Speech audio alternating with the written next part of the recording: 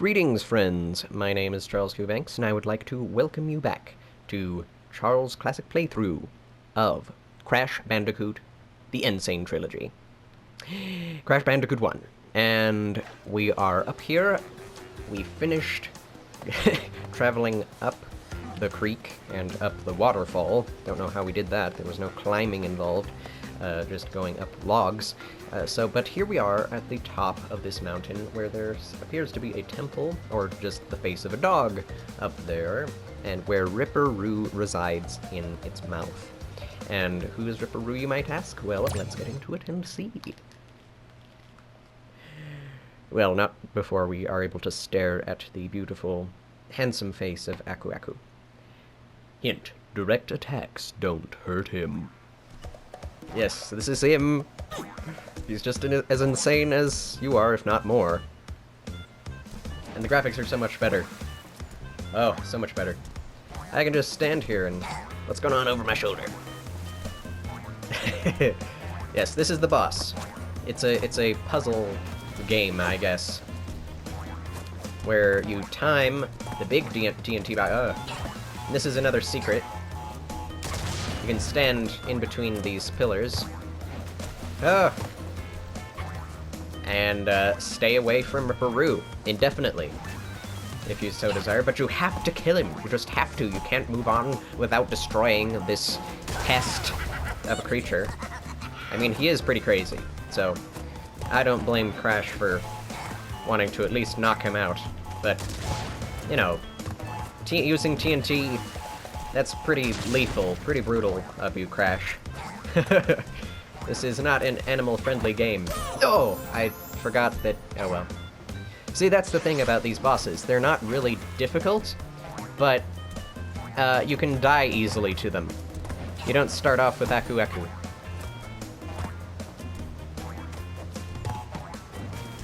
Okay, unless you know, gain Aku Aku from... Okay, there we go.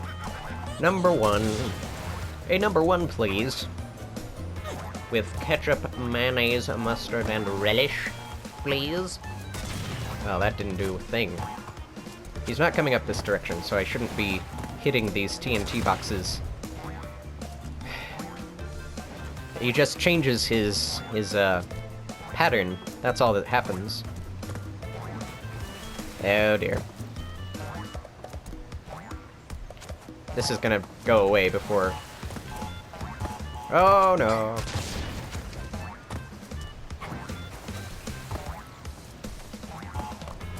This will definitely get him, since he has to jump on all three of those. Oh! I was so sure! Oh well. Oh. If you heard, it sounded like I landed on actual land, whereas I landed actually in the water. Unfortunate. There's a lot of waiting in this game, which can really tick off a lot of, you know, Let's Players. Oh gosh.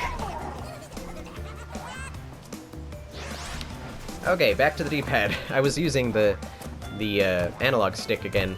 I don't know why. But you really have to jump far for these platforms. Even though they look pretty close together, they're very far apart. I just kind of want to stay away from him, you know? I don't want to jump on any of these... That's why I don't want to jump on any of these places where he is, because he'll run into me. But I have over 50... I have 50 lives, so... I'm not going to give up that easily. Very close, but no cigar. No! I hang my head in shame. I did have a very large bit of difficulty in this challenge, playing this boss when I was little. Oh! It's every bit as difficult as I remember, and that being said, it's not very difficult at all. But thank you, Huchibagao, for being here. Finally showing up to the party. Where were you when I needed you?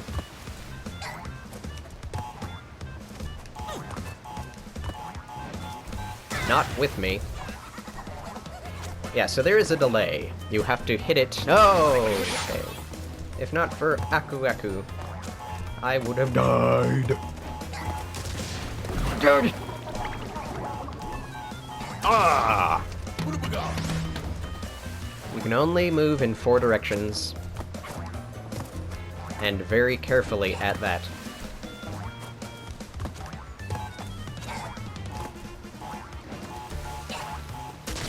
Well, that didn't work at all. Have to take advantage of the timing.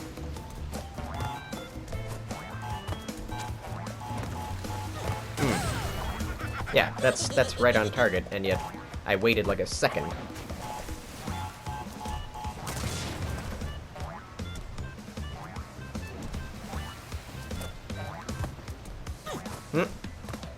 Staying away from Ripper Roo.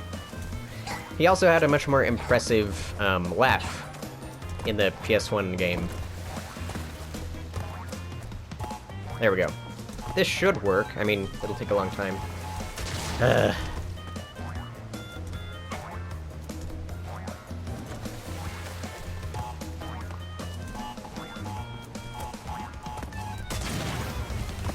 I'm not too good at this. I don't have really good timing. I have no sense of time, which is why I need a timer to even allow me to... Ugh!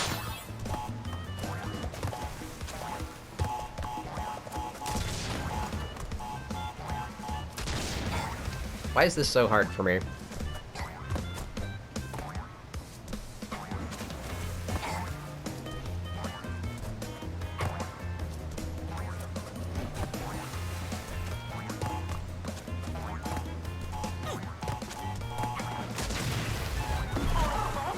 Good grief.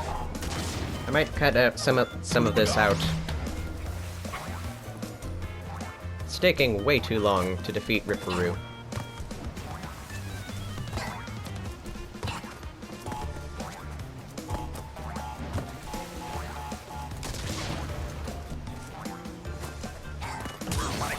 Ugh. His hitbox is massive, and the hitbox for these platforms is tiny.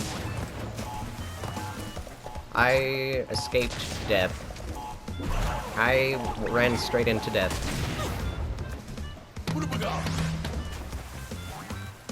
Okay, concentrate, Charles. I've done this before.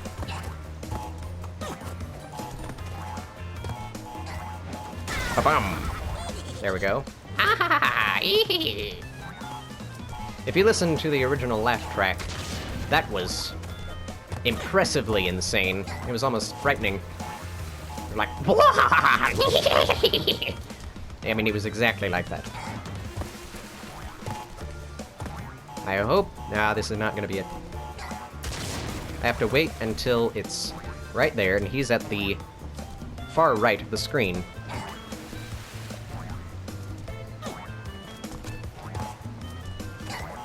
Nope. Again, too soon.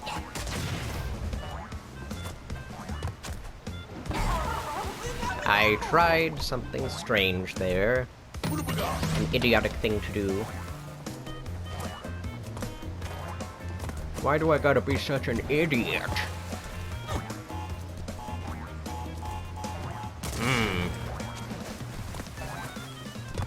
I'm just bad at this boss battle.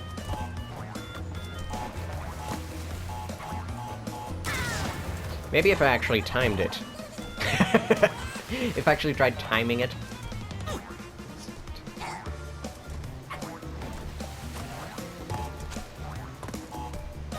There we go.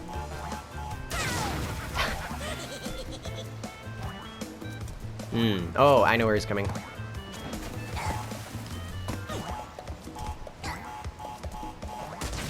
Oh, so close.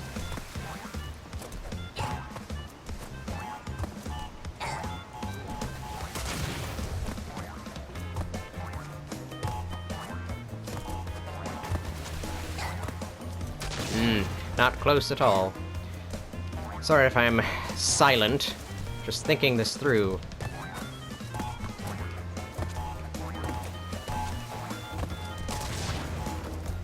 Ah.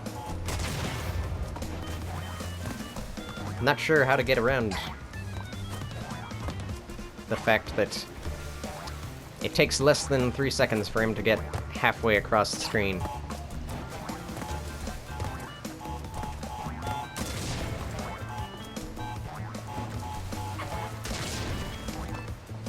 Which means I have to do after he passes.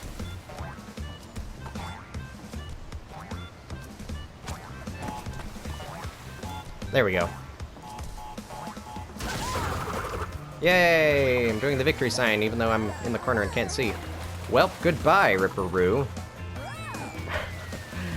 I'm sure he survived that, because he appears in the next game, even though he got exploded and fell off of a waterfall. In Crash Bandicoot Warped, Tiny Tiger dies because you jump on him one too many times. This is an intense game, but I did it, even though I should have been able to do that in a few minutes. That was almost an entire episode. I have 3 minutes to do the Lost City, which is not going to be easy. The Lost City is one of those harder difficulty levels. Break every box without dying to earn a special gem. Yeah, right, Aku Aku. Like I'm going to be able to do that. This island increases the difficulty level 7-fold. It's not a slight journey on an upward battle, an upward scaling difficulty. It's just, all of a sudden, it's incredibly difficult. When before, it was actually pretty easy. That's why they're giving me all these lives. I might have mentioned this joke, but whenever people ask me or tell me, you know, get a life, man, I say, but I have 50 in Crash Bandicoot. Gamer jokes. Oh! More like gayer jokes. I'm sorry, that was uncalled for. Okay. Just wasted the lives that I got. The lives only reappear if you exit the level entirely. And sometimes not even then. As you can see, they are question mark boxes instead. And this is much more like an Aztec level than an Aboriginal level. The Aborigines never made, you know, edifices of any great stature or size. Bats! In the original game, they looked just extremely true to life. In this game, they look much more cartoony. Aha.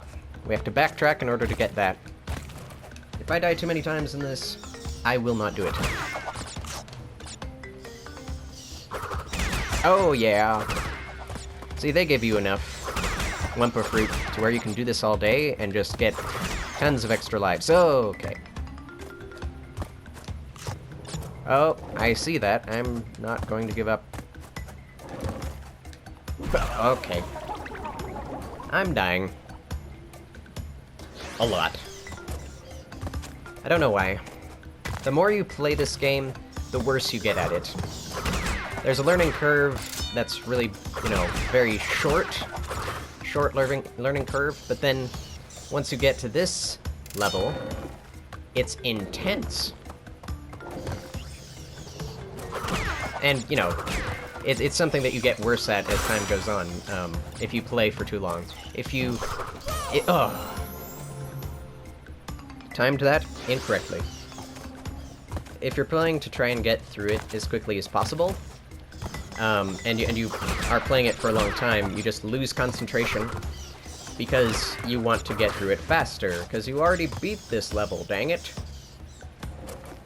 But you can't have that mindset when going into this. Oh! Those bats are the enemy of any Let's Player who plays this game.